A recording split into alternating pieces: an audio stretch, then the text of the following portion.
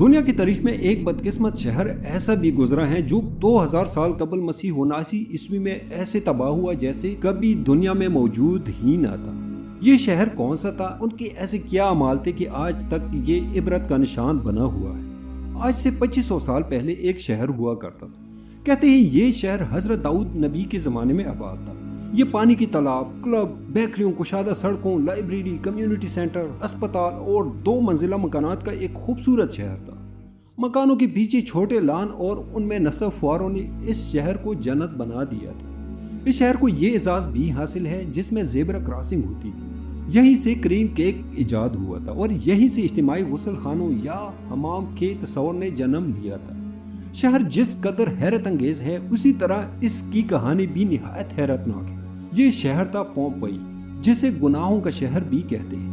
آج کے اس ویڈیو میں اس بدقسمت اور عبرتناک شہر بارے بات کرتے ہیں جن کی نہ صرف دریافت اتفاقی تھی بلکہ تقریباً 2000 سال تک ماہرین آثار قدیمہ اس شہر کو تلاش کرتے رہے۔ پومپئی ایک قدیم رومی شہر تھا جو موجودہ ملک اٹلی کے علاقے کمپانیا میں نیپلز کے قریب واقع تھا۔ یہ شہر 7ویں صدی قبل مسیح کے دوران آباد ہوا۔ مختلف ادوار میں مختلف قوموں کے زیر نگین رہنے کے بعد رومن امپائر کے تسلط میں آئے۔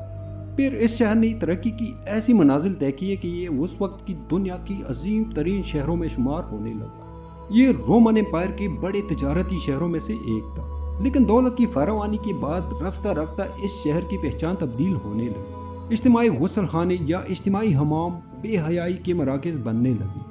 چند دہائیوں بعد یہ بے حیائی اس شہر کا عام مزاج بن گئی۔ اب اس شہر کی پہچان زرعی، تجارتی یا صنعتی شہر کے نہ رہی، بلکہ اب یہ ایک بڑے آزاد معاشرے کا شہر بن گیا۔ کسی پابندی، کسی روک ٹوک، ہر قسم کے قانونی و سماجی بندھنوں سے آزاد کھلے عام جنسی تعلقات اس شہر کی خاص پہچان بن گئے۔ یہاں کاروبار تھا جسموں کا اور لذتوں کا۔ 24 اگست 79 کو ماؤنٹ ویسویس بھڑک پڑا جس نے شہر کو کئی فٹ راک اور پومس کے نیچے دفن کر دیا۔ ایک اندازے کے مطابق اس آفت میں تقریباً 20,000 افراد اپنی جانوں سے ہاتھ دھو بیٹھے۔ یوں یہ شہر صدیوں تک لاوارث اور فراموش رہا۔ 16ویں صدی میں پومپئی کے موجود کے پہلے اشارے اس وقت سامنے آئے جب اس کے کچھ کنڈرات ایک نہر کی تعمیر کے دوران حادثاتی طور پر دریافت ہو گئے۔ 1599 میں ایک کسان نے کنواں کھودنے کے لیے اس علاقے میں کھدائی شروع کی تو ایک پورا شہر اس طرح نکل آیا کہ بھٹی میں ایک پھپھوندی لگی روٹی تک اپنی جگہ موجود تھی جو تباہی کے وقت تیار کی جا رہی تھی۔ کسان کو پانی تو نہ ملا لیکن ایک ایسی تباہ شدہ بستی ملی جس کا ماہرین آثار قدیمہ کو ہزاروں سال سے تلاش تھا۔ 1748 میں آثار قدیمہ کے ماہرین نے اس قدیم رومن شہر کو مکمل دریافت کر کے دنیا کے سامنے پیش کیا، جو کہ راک اور مٹی کے ڈھیر تلے دبا ہوا تھا۔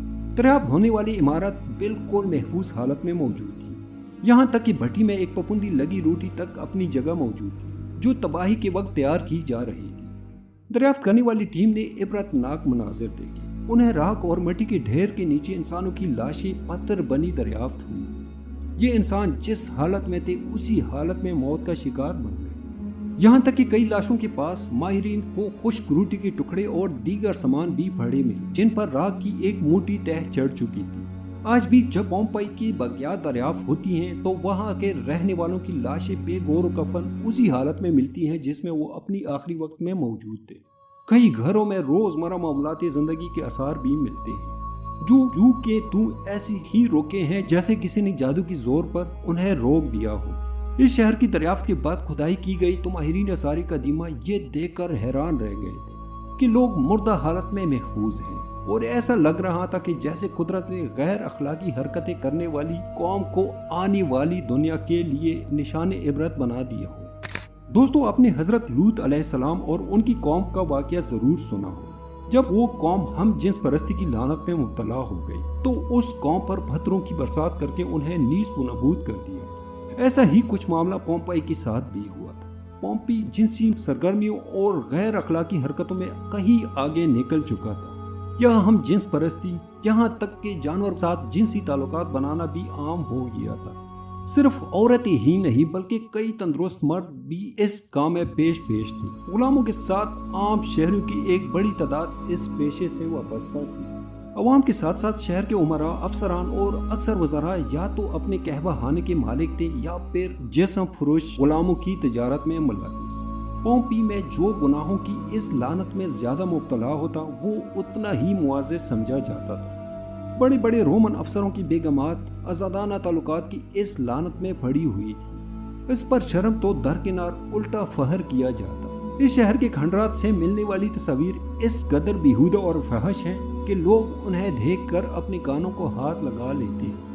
پومپئی کی دیواروں پر لکھی غیر اخلاقی و غیر فطری شاعری کی مثال ماضی و مستقبل کہیں نہیں ملتی۔